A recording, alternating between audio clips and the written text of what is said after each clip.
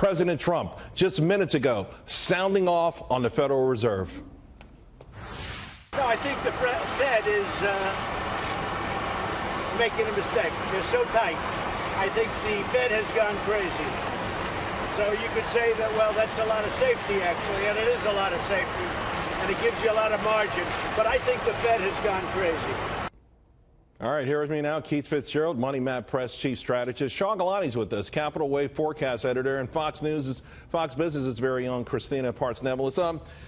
Keith Fitz-Gerald, first let's talk about these comments from President Trump. We know that he was already rankled, if you will, just by the notion that the Fed would be stepping in. He's been resisting commenting on this. But of course, after today's session, he knew reporters would ask.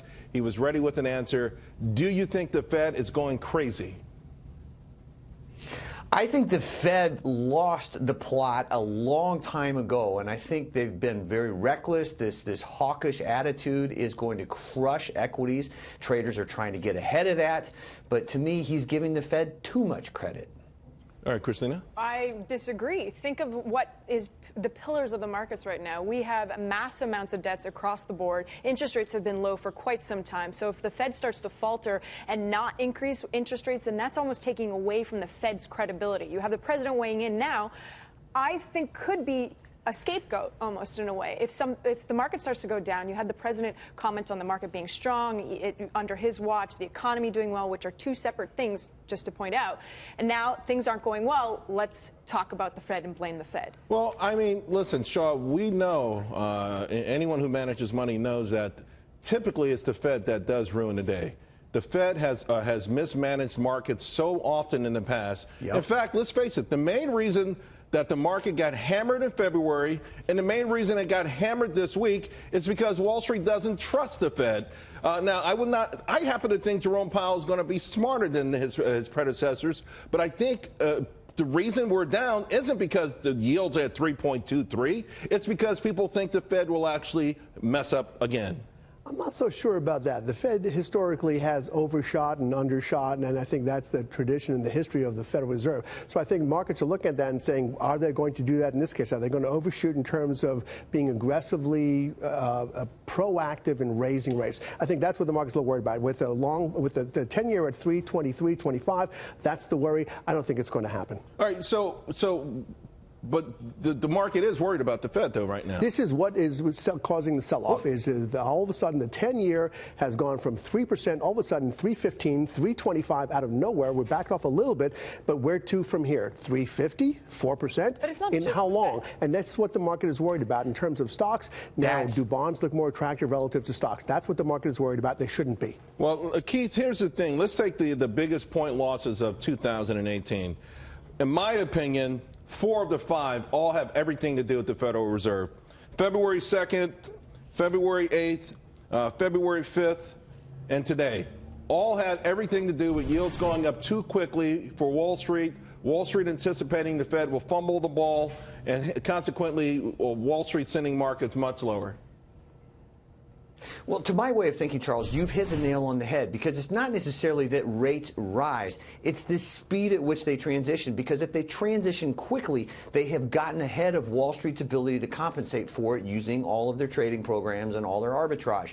And, interestingly enough to me, here today, normally you'd see a rotation out of stocks into a safe haven play of treasuries. Only in this case, treasuries also sold off. I cannot only remember a handful of instances in my entire career where that's happened. There was no safe haven today, right? I mean, gold wasn't a safe haven. It's been talked about being a safe haven. But now, of course, you get paid a lot more to wait in cash with yields higher than you did back in February, right? So if you want to cool your heels a little bit, it's okay to put it in cash if you're a money manager. Well, I think the cash still doesn't pay anything relative to what you can be doing in terms of dividends or in terms of obviously appreciation in the market, which has been proven itself since 2009. Well, you're looking for a safe haven, though. Well, the safe haven has been equities. Really, that's been the fallback. That has been the safe haven. I don't see any reason for that to be anything other than what it's been. But not all equities are up. Let me just, before I bring you in, Kristina, right now, folks, the S&P 500, 242 are down for the year. 10% of them, 66 of these names are down more than 10%.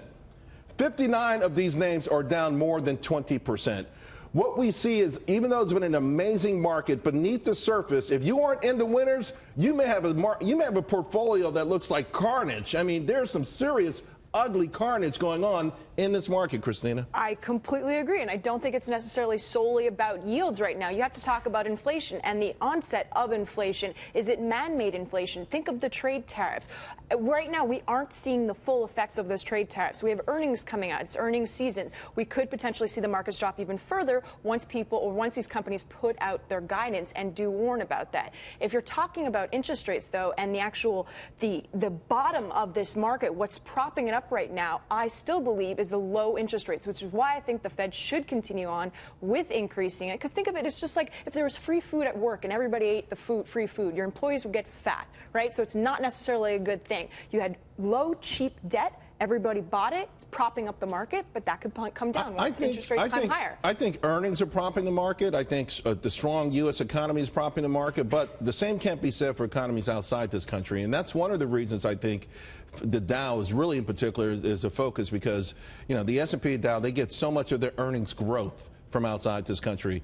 The S&P 500, 62% of their revenues come from America, but the growth, the fast growth, is outside this country, and now I think that's starting to hurt also. That is a bit worrisome for the multinationals, obviously, and the stronger dollar is part of that problem. But I look at this in terms of the domestic economy, the domestic markets, and this is where the economy is strong. This is where the markets are strong. This is where, again, once again, if the rest of the world falters, the United States is still the cleanest dirty shirt in the laundry. Money is going to continue to come here. The earnings are here. The growth for the companies, corporate earnings are here. And to me, this is a technical sell-off. There's nothing more than that, and we could go a good bit lower. I think we could go 10% down again. If we do, it's an amazing buying opportunity.